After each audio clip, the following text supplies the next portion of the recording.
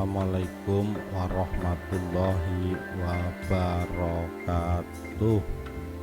Rahayu Rahayu Sagung Dumadi. Kisah kesaktian Raden Kuncung dan keris setan kober.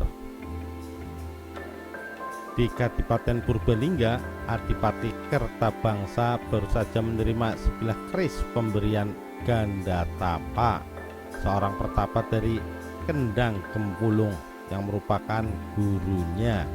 Keris tersebut bernama Kyai Setan Kober. Oleh sang adipati, keris tersebut kemudian diberikan kepada putranya yang bernama Raden Kaligenting. Setelah menerima pusaka pemberian ayahnya tersebut, sifat Raden Kaligenting menjadi angkuh dan sombong.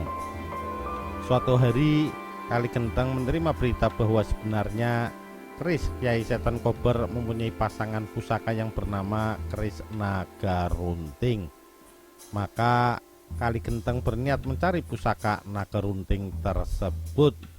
Setelah ditanyakan kepada ayahnya tetapi tidak mengetahui secara pasti, akhirnya Kaligenting pergi mencari Naga Runting ke tempat Gandatapa di Kendang Gempulung. Setelah sampai di Kendang Gempulung, Kaligenting diberitahu oleh Gandatapa bahwa Naga Runting sudah diberikan kepada Adipati Darmakusuma di Sukaraja. Mengetahui Naga Runting sudah diberikan kepada orang lain, Kaligenting marah besar dan membakar tempat tersebut. Akhirnya Kaligenting pergi ke Sukaraja untuk mencari Naga Runting. Di Sukaraja, Adipati Darmakusuma menerima kedatangan Kaligenting yang bertujuan meminta keris Naga Runting. Karena Darmakusuma tidak memberikan keris Naga Runting kepada Kaligenting, maka terjadilah peperangan. Dalam peperangan tersebut, Kaligenting kalah oleh Darmakusuma yang memakai keris Naga Runting dan akhirnya lari menceburkan diri ke dalam sungai. Menduga bahwa Kaligenting masih hidup, Adipati Darmakusuma lalu bertapa di tepi sungai tersebut untuk menunggu kemunculan Kaligenting. Di Kadipaten Sukaraja, istri dari Adipati Darmakusuma melahirkan seorang bayi laki-laki yang kemudian diberi nama Raden Jaka Kuncung. Setelah beranjak dewasa, Jaka Kuncung pergi mencari ayahnya yang sedang bertapa di tepi sebuah sungai. Jaka Kuncung akhirnya berhasil menemukan ayahnya, yaitu Adipati Darmakusuma. Jaka Kuncung akan diakui anak oleh Adipati Darmakusuma apabila Jaka Kuncung mampu membunuh musuh Adipati Darmakusuma yang bernama Raden Kaligenting. Dengan berbekal keris Naga Runting pemberian sang adipati, akhirnya Jaka Kuncung menyanggupi persyaratan tersebut dengan mencari Kaligenting di dalam sungai.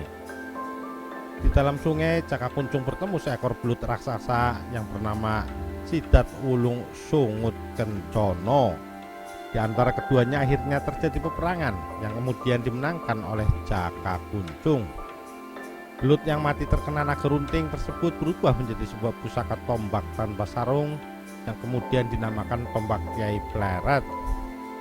Jaka Kuncung mendengar suara yang tanpa rupa bahwa sarung dari tombak tersebut adalah orang yang sedang dicari Jaka Kuncung, yaitu Kaligenting.